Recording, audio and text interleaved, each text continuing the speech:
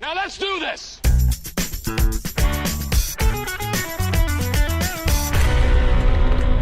Don't give up your day job. And so in Guadeloupe, were you playing in a lot around the country? And when did you sort of finally decide you want to go and see the world? And did music do that for you? Did it take you to other places? Yes, totally. It's taking me more than ever to other places, and I'm so grateful for that and honored, I always wanted to travel. I think that traveling is the best thing in the world because it's really opening your mind to other cultures. Right. And I think if more people could be able to travel, there would be less problems. Oh, I agree. Yeah. Exactly, because we would see how much we are alike, I just came back from South Korea, and before that I was in China. And besides like the physical features, we're all the same. Like, right. It's incredible, And so I always wanted that, and I always wanted to do music. And the fact is, like, both are really linked, when you get to travel to play your music, it's really a blessing. And I think it started with I don't even know. It starts with one travel, and then it grows, and now we're gonna have like almost 40 dates in one summer. Oh wow! Wow. Yeah. I completely agree with you about the travel thing, and I think it gives you perspective and empathy, and exactly. Yeah, and I think you're right. If everyone could actually go and visit a few more countries, a lot would be different in the world right now. It seems like a lot of the problems come from people who stay within their immediate environment. Exactly. Yeah, and that way you're only really focusing on the things that are different about you and those other people, as opposed to those things that are the same. And I guess exactly, music is one of those things that can bring everybody together as well. So it's a great vehicle. Yes, totally. Traveling. Yeah. No, music is a powerful vehicle. Very powerful. Yeah. I mean, I first came across you because of the Family Dinner album. Yes. And your performance on that album, while it's technically brilliant, I found it to be a very emotional performance. And wow. And I kept playing it to people like, check this out, there's something behind that performance that informs it, I think. And I think it's the wonderful thing about music is that, people can relate to a piece of music on their own terms for their own reasons, and that somehow brings us together. Yes, exactly. Yeah. And you can see that even like without the language barrier. Right. Because I grew up in Guadeloupe. I wouldn't understand any English when I was little, Yeah. But I would be so much that my favorite music was always American music, weirdly, Yeah. And I couldn't understand, but I was feeling it. I was really feeling it, and it was doing something to me, And so sometimes now that I sing a lot in Creole, and people are like, yeah, but aren't you afraid other people are not going to understand what you say? Well, first of all, we translated all the songs. So all the translations are available, you know? Yeah. But then it's music, like if you can feel some instrumental music, you can feel something where you don't understand the lyrics also. Do you believe that... So it's the power of music. Do you believe that great art generally needs to come from great pain or great suffering? Well, I don't know. I don't want to justify the great suffering either. Yeah. But there's definitely beauty in the struggle, because when you overcome your struggles, you get so strong, and it's so beautiful. Like a lot of artists that I like, they had that in common, that they had always have a life that was difficult before, Yeah. And this emotion, this pain, it's always getting into their art, into their music, and that's what makes you feel something, because it's real, because you felt it. It's not as if you're pretending. You really felt it, and so it's easier to be able to explain it and to make other people feel it when you felt it yourself. Right. So maybe for that, yeah, but like for sure, it's better when you have a beautiful life, you know. But if you have a rough life, it's gonna be okay. If you can overcome it, it's gonna be okay, and something really beautiful is gonna come out of it also. So, have you used music to overcome some struggles in your life? Oh yeah, totally. Yeah. Music is my savior. Oh, okay. Well, Like, in what forever. way? Well, I don't know if I'm gonna get really into this. Oh, sure. But let's say I had some stuff to overcome when I was younger. Totally my way of expressing myself and expressing my pain, you know, and that's how I got to really grow up and to really pass, you know, these struggles. Right. Yeah. And I think Danny sort of touched on it before. You know, listening to some of your earlier stuff, that feeling the emotion come through, and you also said the same thing. People will feel that. They may not necessarily know your struggle or your story, but they can relate in some way. They can relate. Yeah. Exactly. Yeah. That's what music is all about, you know. And that's what's beautiful too, because even if you do like the craziest music in the world, somebody is gonna relate. Like always, you're always gonna find somebody, you know, that can relate to your music. So that's beautiful. And how cool will it be, like in the years to come, where there's some sort of kid sitting in England or the United States or even here in New Zealand who goes, "Oh, I grew up listening to Bokante. I don't understand Creole or French, but." Oh my God. But, you know, it made me learn those languages. Oh my God, it would be like the biggest honor. Something almost similar happened not so long ago, because on the family dinner, volume 1, I sang a song called Seo in Creole. Yep. And Snarky Puppy, oh my God, they took that song to another level, you know, like they really, you know, it's incredible, like how the song traveled because of them. And I just saw a video of people in Malaysia playing the song and singing in Creole. Oh, no way. That's amazing. I was blown away. That I was is like, oh my incredible. God. This is Creole. This is Creole from Guadeloupe. We're like 500,000 people in all this world. Yeah. And people are singing in my language. It's crazy. That is amazing. Wow. And they must have had to have learned the words by the shapes. Phonetically. Or Yeah. Phonetically, yeah. Yeah, exactly. Yeah. I mean, otherwise they... Probably phonetically. Yeah. Yeah, but, wow. But they did that work, you know, that this is wow. This is amazing. That is. So have you learned a song, any songs on your travel? Like you say you've been to China and you've been to Seoul recently, or sorry, South Korea. Did you learn anything on your travels? Well, when I was in China, I learned how to say hi. My name is Malika and stuff like that. You know, we were on tour in October, I think, and then we got back for a few days with another project. Vox Sambu is an Asian MC. You should check his project out. It's amazing. Cool. And we went there in China again, but once we got there, I was like, oh my God, I forgot everything I learned the first time in October. It was crazy. I was so disappointed. You need to continue, you know, like it has to be a work of every day a little bit. So I hope I can get back to that. Fantastic. I was the same with French. I was in France for about a month a couple of years ago, and by the end of it, I could sort of hold a conversation down. I remember walking into a store one day and I managed to make a purchase without saying anything in English, and I was really proud of myself. But now I can't remember anything. That's the thing, and it was crazy because it got away so fast. So in Guadeloupe, is Creole the mother tongue, the native language?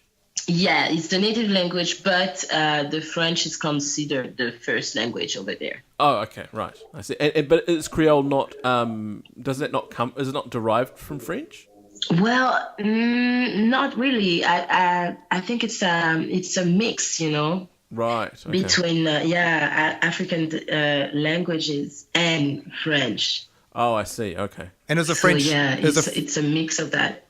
Is the French language there exactly the same as the language that's spoken in France, or is it slightly different? No, it's exactly the same. Right.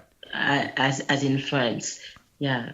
Sometimes some people are gonna say some stuff that are like really translated literally from Creole, you know, and then it's funny, you know, it makes it funny, but they usually do it on purpose because everybody is like really fluent in both languages. Yeah. Okay. I just want to get back to the family dinner sessions because I'm curious to ask what the day is like, you know, like how did it work? Were you just there for one day, or were you there for a few days, or and how was it coordinated? We were there. I think we were there for a few days, but not that long. Maybe like three or 4 days. Yep. It was really fast. I know that Michael was saying, "Oh my God, never again! I'm gonna work like this," because they worked. Oh my God, it was so hard because they had to really learn everybody's song, you know, and learn them perfectly, you know, so all the artists are happy. And with the back vocalists that had to learn all the back vocals and also learn them in other languages. So they had to sing in Creole and to sing in French and to sing in Greek also, and to sing, like, it was crazy. And all the sound engineers, that must have been a nightmare for them to have like so many people on stage. And you know, like everybody has a different volume of like in either instruments or vocals, you know, so you have to adapt to everyone, and it was really a lot of work. I didn't realize the band would have learned everything on like right then. I assumed they would have had a few weeks to practice or something. Well, yeah, they pretty much do that a lot. Right.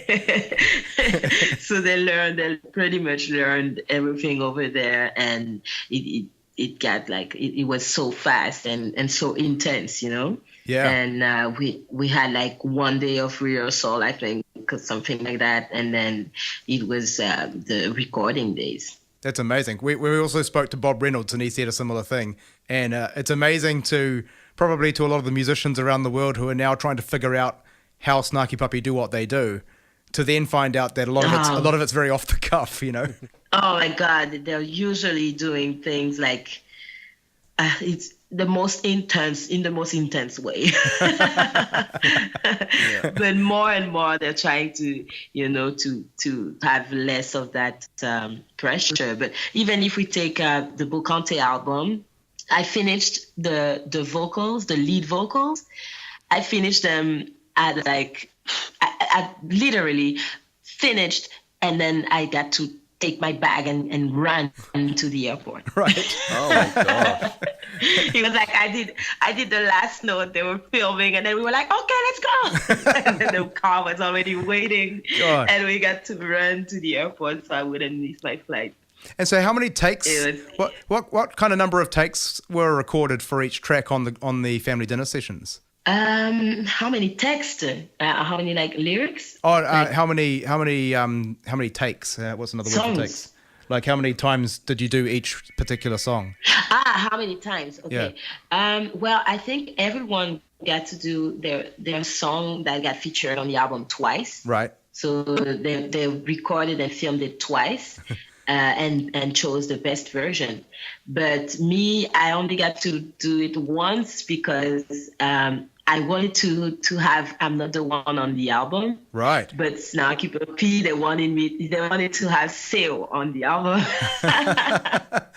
So I was like, no, it's I'm Not the One. They're like, no, it's Sail. So Michael was like, okay, listen, you got to record one of each, and we're gonna take the best one and put it on the album. And I'm Not the One won.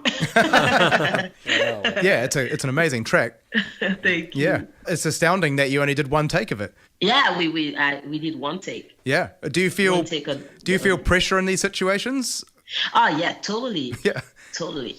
And you know, I got to because we did the recording, but then after we did a concert with all the songs that we were doing for the recording, you know, but a concert for the people in Roanoke, you know. Gotcha. And so I got to sing I'm Not the One a second time, but it was another day, and it was not for the album. Right.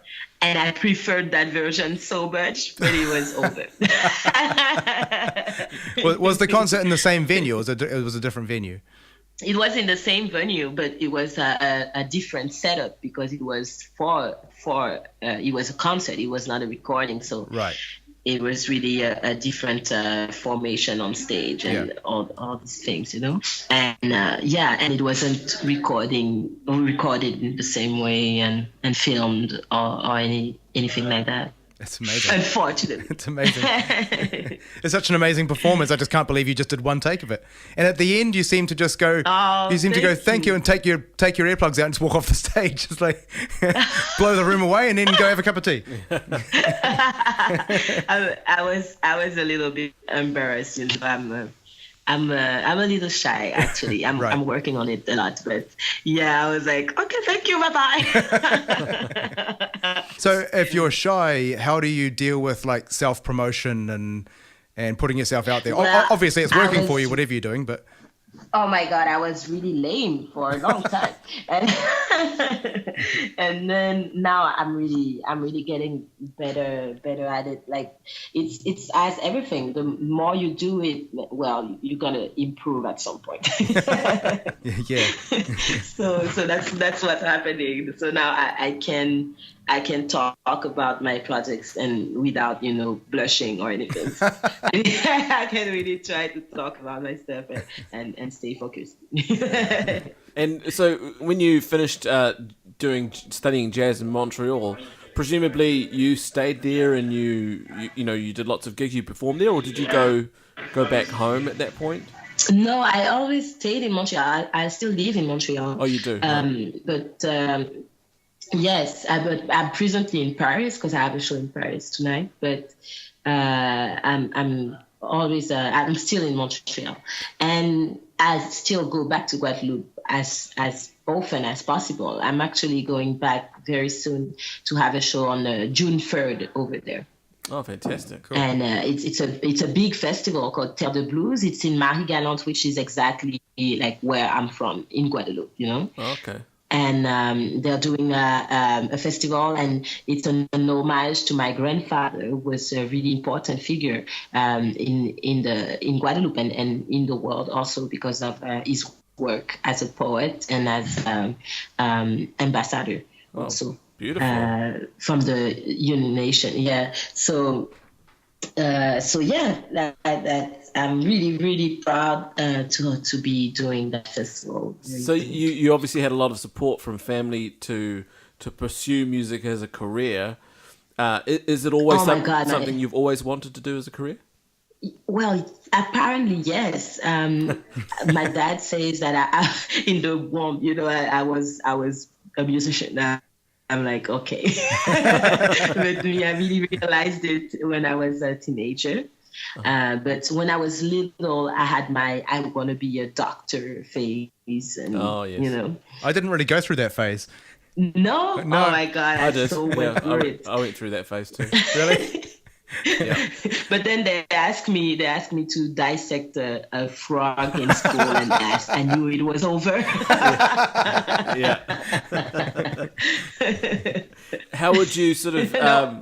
No, it's not happening. You're not doing that. Yeah. What would you say your version of success is? I mean, are you there yet? Have you reached that pinnacle, or you're always striving for better or more in your career? Well, I have so many dreams, but I'm the kind of person who don't talk about them unless they realize, Right. I have lots of dreams, but a lot of them got realized already. Just to be able to play with Snarky Puppy, that was really a big thing for me. Yeah. Layla Hathaway, oh my God. I got to meet not so long ago Umu Sangare in Australia. I got to meet Napalm, and I'm a huge fan of Heidi's Coyote. Right. And we actually played with Paul Bender, the bass player, because he played with Bokante. Awesome. When we were touring in Australia. So like so many things. It's wow. It's crazy. I met Rachel Farrell, and I sang with her in Guadeloupe. Wow, cool. And she's my ultimate, ultimate. She's like the best singer in the world for me, you know. Oh, fantastic. So you're very much about the experiences then. It's not so much about, I don't know, buying the big house. It's about getting to work with good people, I guess. Oh yeah, like to be working with amazing people, like amazing human beings, you know. Yeah. It's the best thing in the world, you know. It's like, because it's not only musically that you can learn, you know, from them. It's like it just goes beyond that, you know. Like spiritually, like even they're gonna give you some tips for like some health tips also, like how can you sing like all that, like that long, you know, for that many years, and your voice doesn't change, and you continue to improve, you know, like all these things that they can give you. It's beautiful. What tip would you give? Which would be one tip for a singer listening to this podcast, thinking about doing what you're doing? What would be a tip that you'd give them? Well, like to sleep as much as possible. The worst thing is to be really tired. That's the first thing that gets your voice tired, you know? Yeah. Right. It's not like as you're playing another instrument, it's really your body. You're using your body, and unfortunately, whatever is happening to you is going to be felt in your voice, you know? So it's really important to sleep as much as possible, to be hydrated, so to drink as much like water or like tea or really hot stuff as possible. There's a really cool thing. It's ginger is your best friend. Okay. Garlic also, because it's like improving your system, so you can try to not get sick, you know. Right. Yeah, so that there's all these things. Always try to warm up also before shows. It's really cool. Yeah. What about diet? Yeah, eating Diet, garlic yeah. and ginger. Yeah. But like they're foods that I don't eat before I sing. You know, Okay. like yeah. Exactly. Yeah. Well, I try to not eat any dairy. Right. You know, before I sing. I'm kind of tempted to stop, you know, like for real, like no more dairy, but it's really hard for me. 'Cause I love it so much. It's so good. Well, cheese. But, You know, like cheese is an important part of life. yeah. Oh my God. Okay. Especially when you're in France. Right. Exactly. Yeah. But at the same time, you know, like if you think about it, we're not supposed to be eating cow's milk. We are not, baby cows, you know. Right, So yeah. it's really weird that industry, you know. How did but that come about? It's so good, though. Yeah. It really makes a difference. When I eat too much dairy, I get a lot of mucus, you know. Yeah. Right. And so it's really something that can help me to not take any dairies when I know I have to travel for a long time. Also, like when you're like 14 hours in the plane, you know, you try not to get sick when you arrive. So I try no dairy and as much fruits and vegetables as possible. Right.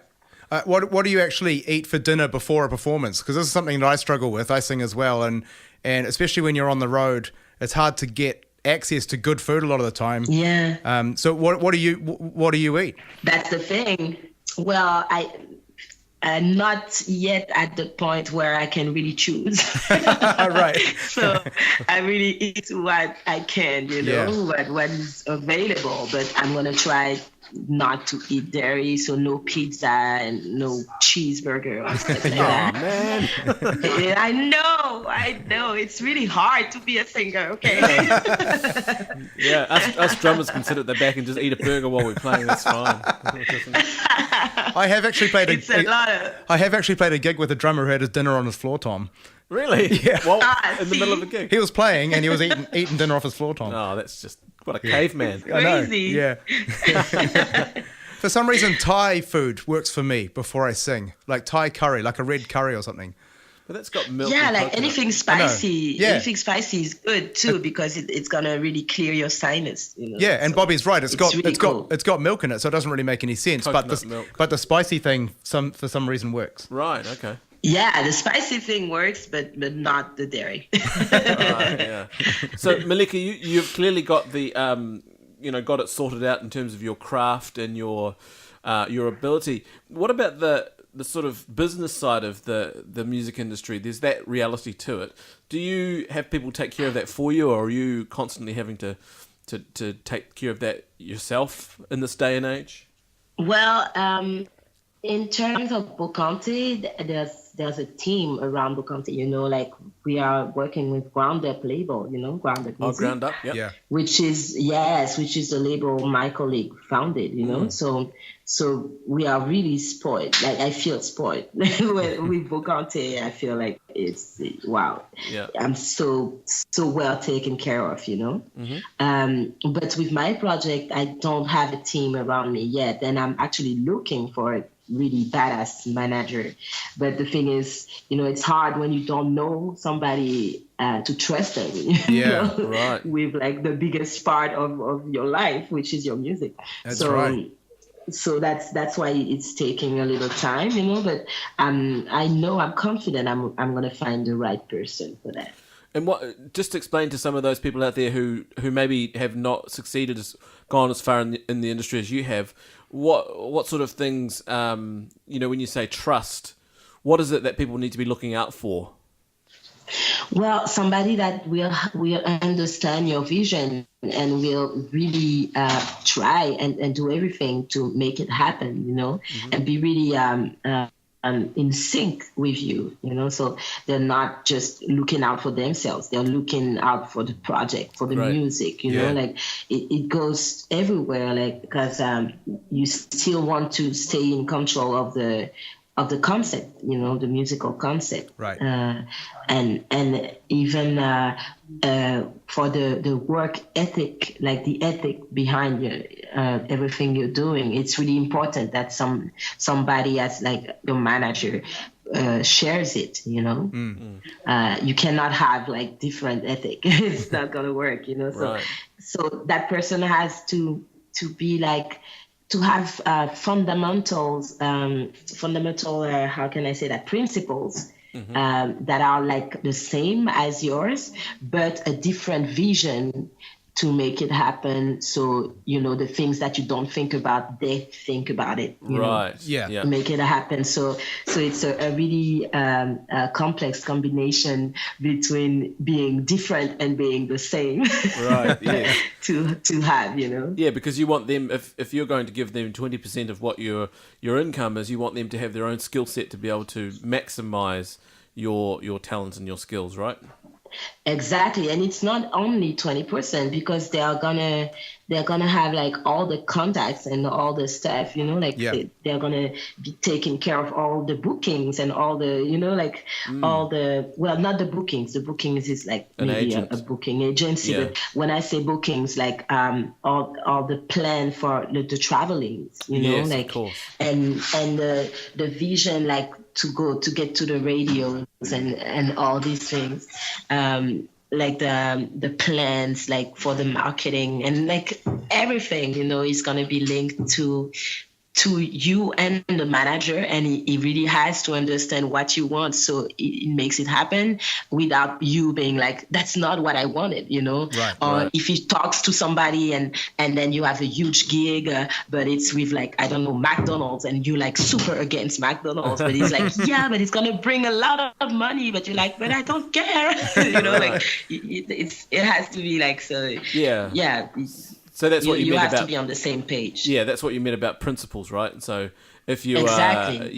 If you didn't like McDonald's, but they wanted to get a big paycheck for themselves and sign you up for something, I get what you're saying there. Exactly, like, so you want somebody that is not gonna be just taking care of themselves. Yeah. You want somebody that believes into the music and into the project like as much as you. And I think of that as being like having a business perspective. where you're looking at someone you're potentially going to partner up with, and it is a partnership, really, isn't it? Yeah. And you're thinking, what am I going to bring to this, and what are they going to bring to this, and is this going to be mutually beneficial? And are there, what are effectively shares and percentages? Do they all make sense? Which is all very logical, but in the music industry, so often it seems that upcoming musicians are so desperate to sign something. Yeah. Because they're so desperate to get ahead that they start to make really foolish decisions. That's the thing, because throughout the history of music, artists got, excuse me the term, but fucked so many times, by the whole industry. And they were the ones doing the music, having like the ideas and everything, and then they're working like so hard, and they're always on tour, and they don't sleep, and they do all these things, and they are not the ones making the money they should be making. Right. So that was really, that's a really hard lesson when you hear about like TLC and all these artists, that really lost a lot of money because they didn't know what was in the contract. They didn't know exactly who was their manager and what they were doing, Right. Yeah. Because you just trust, and then it goes so far, So, so and as a musician, you're not always like super intense into the music business, like sometimes it's your musical part that is like really awakened, but then the business part is like really not really. Yeah, it's a different mindset. Yeah, it's a different mindset, and that's why when you have a manager that has that mindset, but that is really synced with you, that is really so that you can never do something that you're against, Yeah, so they won't fuck and you. you're against it. Voila, So it's scary. It's scary. Were you switched on to this, the sort of stuff when you were starting out? That's the thing too. When I started, I almost, there were people interested in me, and they were not nice people. Right.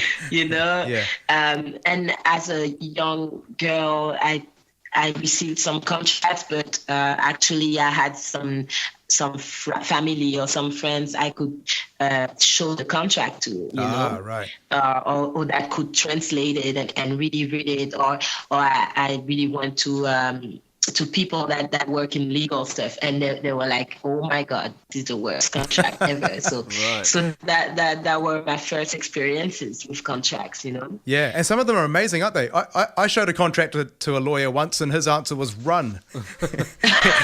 See? Yeah, he didn't even get into the details. He just said run. Exactly. Yeah. And it's still happening today. I showed the contract to a lawyer, and he was like, yeah, never sign this. Right. So, it's crazy. It's still happening now, and I have more experiences with that. But it's still it's still really hard to trust everybody. It sounds like your family is a really positive influence, because I was going to ask how, were there particular people in your career that, taught you how to think and how to approach this stuff, or is it really your family that? Oh my God, my family and my friends are like my rock, Yeah. My family has always been very, very supportive. Like if it wasn't for my family, I don't know if I would be in this business, right. Because my father especially always pushed me, and I know it's a business that is like, it's not guaranteed, at all. And it's always a struggle. Like you're like, yeah, I did these many shows, and then the next month you have like 0 shows, and you're like, okay, well, I guess I have to save, So it really takes a lot of trust from your family to so they don't worry about you, and they know you're gonna be fine whatever happens, and that's the gift my father gave me. Right. He's always behind me, whatever happens, even when he's not super agreeing with my musical choices. It's like, you should do something more pop or something, so you have a hit, you know. He must have been pretty happy then when family dinner happened. Oh yeah, very happy. Yeah, very, very happy. So it's always something. Like, he has his ideas, but it's always behind me, and it's always pushing me. So yeah, I can try what I want, but it's gonna give me some advices always also. Yeah, it's a different kind of existence, isn't it? Like, I mean, it's like actors doing movies. You'd think someone's very successful and killing, and then you don't really know that they've done a movie in January and February, and then they've got nothing for the rest of the year, and they're sitting around. Exactly, that's the thing. Yeah, you know, so, and this world is a lot like that. It's the visuals, and it's the how you look, you know, in the eyes of other people. But in reality, we're all struggling. Yeah. Social media we're is all a part working of that. hard. Exactly. We're working hard, and it looks like, oh my God, wow, what a life. But, you know, you should see, you know, so like, you should see some musicians, like, and me included, after 14 hours of flight, you know, where like you just want to die, and you're going straight to a sound check, and then you have like 30 minutes to eat, and maybe like hour right quick, and then you have to do a show. And then they should see some of the hotels you have to stay in. Yeah. Exactly, some of the hotels. Oh my God. I mean, you know, but not all of us get to go to Paris and play gigs. Exactly, that's the thing. Do you get to spend a little bit of time in France or in Paris, or are you moving on after this gig? Well, I'm moving on to Guadeloupe after this. Oh, cool. Oh, okay. Yeah, I had a show tonight. Then I'm gonna have 2 days in Paris, and then I'm going straight to Guadeloupe. How often do you get back there? I try at least once a year, but sometimes like 2 to 3 times a year. Now, forgive my ignorance. Geographically, where is Guadeloupe? Just south of Puerto Rico, I think, isn't it? Oh, I don't know. You're asking me. I don't know. Oh yeah, why I'm asking you? Yeah, Because there's no one else here to look at. All right, okay. Have you not been listening? I'm getting disorientated. I have no fucking clue where Guadeloupe is. Yeah, it's not very far from Puerto Rico. Oh, there you go. Yeah, you had it right. It sounds like you're zipping up your suitcases. Oh my God, I'm becoming a master of the suitcases. That's one thing that is cool. Do you have a technique when you're traveling? Like, okay, I travel light and I just have this bag, and this is how I get through customs, and this is what I do when I get to the seat on my plane, and this is how I make myself comfortable. Oh yeah, exactly. Now I have all these like little stuff that I do, you know. So I know I want, you know, something to how do you say that again? Earplugs, you know. Oh yeah, right. Just in case, you know, there's any babies, crying babies, or like really snoring people. and I know I want to really sleep in the plane. I have always like some stuff also in the plane that I can take some echinacea. What's it called? So it's like something to not get sick, you know. It's improving it's boosting your system, you know. So I always have that on me also in planes. I have something to cover my eyes just in case, you know, I can't sleep or anything. I have all these little stuff that I keep. I always have music with me. I always have my in-ears so I can do some music or watch movies in the plane. So you do a lot of traveling. So you've almost got like a mobile office with you, haven't you? You have your ideas and you can... Exactly. Or books. I always have books also. I try to be prepared, you know, because there's some cases where like the how can I say that the screen in the plane doesn't work. Right. So and you're like, but the flight is like 8 hours. Yeah, but it just doesn't work. Okay. Ask for an upgrade to first class. Oh my God, no. My screen doesn't work. Give me an upgrade. Yet. Yo, do you think it would work? I've heard of it working before. Oh yeah! Oh my Oh, God! yeah. I should have tried that. Give it a shot. In the old days, it never worked for me. Oh, Yeah, but I don't have your charisma. Yeah, that's the thing. I'm like, Even just another seat is like really hard if the plane is full, you know. Like, but can I get another seat? No, ma'am, the plane is full. Sorry. Okay. Have you ever missed a flight? Yes. Right. It happens maybe twice in my life, but it happened. Right. Once Yeah. it was not my fault. They direct me to the wrong thing to All right. where I was supposed to how do I say that to do board. my stuff to get on the plane. And the second time I overslept. Okay. I just didn't hear the alarm like at all. Right. Right. So back to the music thing. There's so much negative conversation around the music industry, amongst the music industry as well, because of the album sales going and the effects of streaming and piracy and all of these things. So how do you stay positive and move forward with a positive mindset, and how do you organize your ambitions with that kind of conversation always around you? Well, okay, I don't know if I should go there with you guys, but I'm gonna try. Well, for sure, it's hard these days, like with the albums that don't really sell anymore and the streaming devices that are like not paying, you know. Yeah. But at the same time, I don't believe in money. Okay. I know it's a little weird, but I don't believe in money. I believe money is not something really positive in this world, Right. And I believe that without it, it would be a much nicer place, Oh, I agree. So Totally. So I'm like, I hope that it's just not only into music that this phenomenon is happening, and I just hope for that whole system to crash, Right. Right.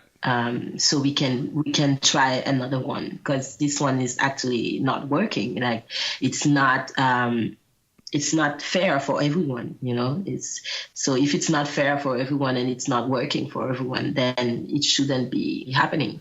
So that's why I know it's a pity that it's like, for now, it's really in the music industry that you can really feel that crash. Yeah. But I guess it's gonna get to every point, because musicians are linked to a lot of other stuff, and if we can work all together, like I can do this, and what can you do for me, and I can do that in return, and that collectivity and that collaboration, like a spirit. Yeah. Yeah. Barter system. Exactly. Yeah. Voila. So I'm hoping that it's gonna grow more and more because of that. It's funny you should say that, because today I just read something that Mark Zuckerberg has said about, he believes that rich people like him should pay more in tax, so that there could be a more sort of, I think it was universal income, so that people had money regardless of what they do and where their station is in life, that they have enough to live on, so that they had free time to do other things, creative things, or maybe start a business and not have to worry about how to pay the rent and so forth, until it gets to a point where money really would then become irrelevant. It just becomes, everyone gets to, with automation coming, with machinery and technology, people are going to be out of work in the next 20 years, and maybe we could all be free to do whatever we like to do and not have to worry about that. That's the thing, but I don't think this system right now is built for everyone to get to that point, Right. And that's what's really not cool. Yeah. And like a lot of people are working really hard, because if they don't, they just can't eat, and whenever they work hard, they do all this work, and they still cannot afford good food, like food that is actually good for their bodies. Yeah. They have to afford some stuff that is like really cheap and that is gonna keep them, like full, but that is not really nutritive or anything. So there's all these kinds of things happening, and it's just for the benefits of the rich people, Yes, of the elites, yeah. Exactly. When you think about like that little percentage of people who own like almost all the wealth of the world, Yeah. This is unfair. It should not be like that, So I mean, I really think that if everyone had a little bit of everything, everybody would be how can I say that? Everybody would have the minimum, which is a shelter, some water, and some food. Like if you have that, well, there's no reason to go fight against anyone. Yes, exactly. If you're fed, you're sheltered, and you're secure, and you're warm, and you're secure, and you're exactly. clothed, why would you need it for anything else? And I think that exactly that lack that people have, when there is enough abundance in the world to feed everybody, to clothe everybody, to keep everyone warm and housed. That's what's causing the friction, isn't it? Exactly. I sound like a Leninist. So I don't know how we got down that path. But... No, but I mean, but it's also, it seems oh like my God. it seems like the people that don't have a lot are the ones that seem to have a better perspective on it. Like if the people who don't have very much find the real meaning of happiness in their life. But even the people at the top of the food chain, the elites, they always, money doesn't make them happy. They're always No, that's true. Sad about not. I don't know what the fuck they're sad about, but I'm never going to be one of them. So, but I'd love to know what you're thinking of just then. No, I don't know. They lost their convertibles, or too many, not a big enough super yacht or something like that. Right. They're always going to find something to be sad about. The thing is, when you have a lot of money and your goal is to make more money, you're only thinking about that. And you're never going to have enough. Yeah. Yeah, you're never going to have enough money. So this is why we need more leaders in culture to start actually asking these questions and start challenging, conventional thinking, which is again where music is important. Yeah, exactly. Exactly. And I just hope for something to happen and to change. Just because you don't have the answer doesn't mean you can't ask the question. And sometimes simply asking the question, triggers the conversation. Exactly. And collectively we find the answer. Exactly. Triggers a revolution, Danny. That's what we need. Yeah. We need a revolution. Maybe we start one right here, right now, between the three of us. Okay. Exactly. Yeah, that's what's happening right now. I mean, back to the music industry, the music industry has arguably collapsed, and what seems to be coming out of it are companies like Roundup, which are taking a totally different approach to putting out music. And exactly. A record company that's actually empathetic and supportive of artists and celebrating good music. Yes, and celebrating artists, like really trying to put the artist in the center of everything. Right. Yeah, that's a good point. I hadn't thought of it like that. This is really what's special about Groundfood. It was created by a musician, so it's really, really making sure that the musician is happy. Right. Because I was going to say, the point I was going to make is that pop music, people make it to sell records, or they make it to sell singles, or sell whatever, concerts or what have you. But if that's not working, if people are not buying that anymore, you're not restricted to the 3.5 minute, 2.5 minute pop song anymore. It's a game changer. You can just do whatever artistically you feel like. Right. Yeah. Exactly. It dawned on me. The thing is also... I've been saying it for ages. I just had an epiphany. He hasn't been listening to me, Malika. I've been trying to tell him. But yeah, pop music has lost its currency, though. I mean, that's right. It's a currency that, and its value. It's got no value. But the thing is also, like, the pop music is, I don't know, I feel like it's serving a purpose, an agenda, which is make people not think, Right. to like just think about like parties and sex and stuff like that, which is like really a lot of the content, the lyrical content in the pop music world, you know, or like love and heartbreaking and stuff like that. Right. When there are so many other subjects and and important subject. So like the rise of artists like Kendrick Lamar, it's really giving hope also, like to start like new conversations about stuff that are like really important right now happening in the world, and talk about them and make people think about them in music. And that it's still hard to get that to be playing into the radios nonstop. That's right. But that's why radio is becoming irrelevant. No one listens to it anymore. Exactly, because the people they still know what they need, So even if they don't get it in the big medias or stuff like that, they're gonna go look for it. Thanks for internet, Yeah. So that's why this is a good thing happening, and that's why like there's an artistic how can I say that, boom, like everybody is like going more and more into being free musically and artistically because people are ready for it, and they're waiting for it. Yeah.